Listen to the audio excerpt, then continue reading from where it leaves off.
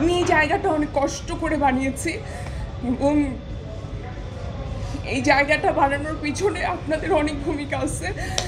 But আজকে যখন দর্শক এসে আসলে এগুলো বলছে যে এরকম গল্প হওয়া উচিত, আমরা মেয়েদের এরকম স্ট্রং ক্যারেক্টার দেখতে চাই স্ক্রিনে, মেয়েরা ফাইট করছে, মেয়েরা কোনো একটা মার্ডার মিস্ট্রি সলভ করছে, আমরা এগুলো দেখতে চাই স্ক্রিনে, তখন আমার মানে কেমন লাগে এটা শুধু আমি বলতে পারি।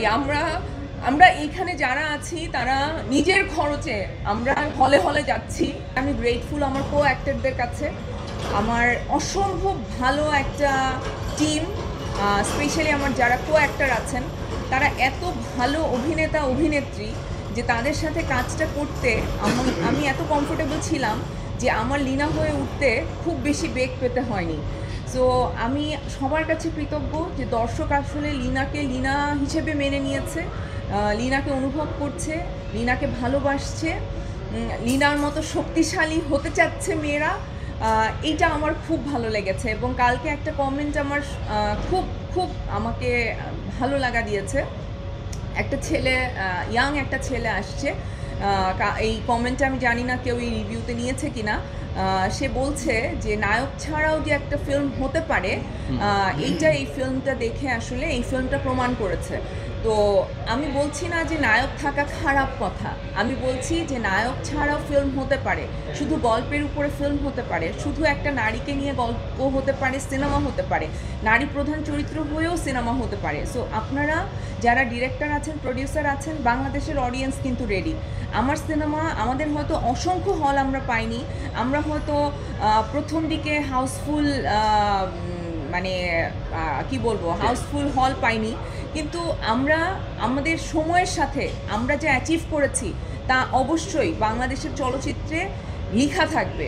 যে একটা সিনেমা যেটা নারী প্রধান একটা গল্প ছিল, যে গল্পটা প্রথম দিন যেটা রেসপন্স খুবই কম ছিল, খুব কম অডিয়েন্স ছিল, আমরা খুবই কষ্ট পেয়েছি, কিন্তু সময়ের সাথে দর্শক গল্প পছন্দ করেছে, আমাদের অভিনয় পছন্দ করেছে, আমাদের সাথে কানেক্ট করেছে এবং তারা হলে এসেছে এবং তারা তাদের আবেগটাকে প্রকাশ করেছে, তাদের ভালো লাগা প্রকাশ করেছে। সো আমি মনে করি যে এইটা একটা মাইলফলক হয়ে থাকবে বাংলাদেশের সিনেমার ইতিহাসে, যে এরকম করেও গল্প বলা যায় এবং মেয়েদেরকে প্রধান ক্যারেক্টার দিয়ে সিনেমা করা যায়।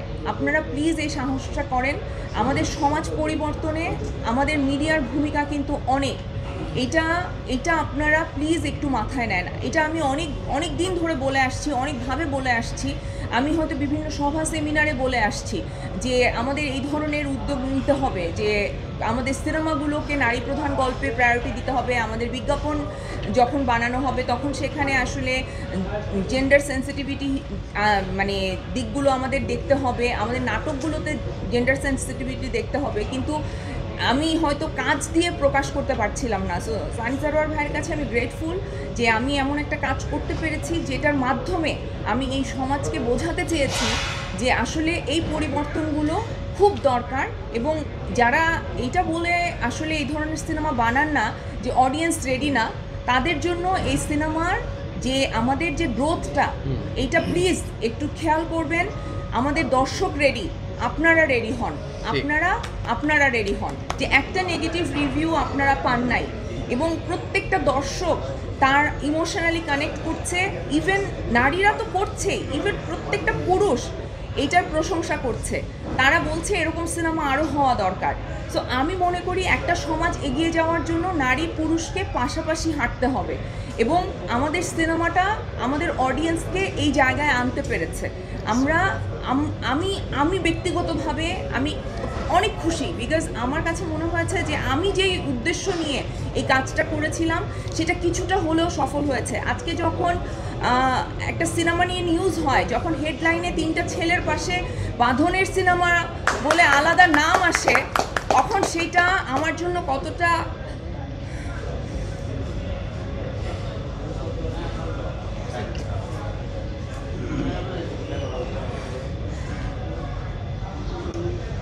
আমি এই জায়গাটা অনেক কষ্ট করে বানিয়েছি এবং এই জায়গাটা বানানোর পিছনে আপনাদের অনেক ভূমিকা আছে। বাট আজকে যখন দর্শক এসে আসলে এগুলো বলছে যে এরকম গল্প হওয়া উচিত, আমরা মেয়েদের এরকম স্ট্রং ক্যারেক্টার দেখতে চাই স্ক্রিনে, মেয়েরা ফাইট করছে, মেয়েরা কোনো একটা মার্ডার মিস্ট্রি সলভ করছে, আমরা এগুলো দেখতে চাই স্ক্রিনে, তখন আমার মানে কেমন লাগে এটা শুধু আমি বলতে পারি। আমরা এইখানে যারা আছি তারা নিজের খরচে আমরা হলে হলে যাচ্ছি, আমরা মানুষের সাথে ইন্টারঅ্যাক্ট করছি শুধুমাত্র এই যে ভালো লাগাটা, এই যে শান্তিটা, এটা নেয়ার জন্য। আমরা সারা দিন বাইরে থাকি, মানে আমি প্রত্যেকটা হলে প্রত্যেক দিন যাই, কারণ আমার কাছে মনে হয় যে আমি হয়তো কোটি কোটি টাকা দিয়েও আমি এই আনন্দ, এই ভালোবাসা আমি পাবো না। সো আমি আপনাদের কাছে গ্রেটফুল, আমি আমার দর্শকের কাছে গ্রেটফুল, এবং যারা দেখেন নাই তারা প্লিজ এশা মার্ডার দেখেন। আমাদের ফিল্মটাকে আপনারা সাপোর্ট করেন, আপনাদের একটু সাপোর্টে আমাদের ইন্ডাস্ট্রি অনেক চেঞ্জ হয়ে যেতে পারে, এবং আমাদের ইন্ডাস্ট্রি চেঞ্জ হলে এটার একটা ইম্প্যাক্ট সোসাইটির উপর পড়বে। সো প্লিজ আপনারা আমাদের সিনেমাটা দেখেন এবং আমাদের সাথে থাকেন। Thank you.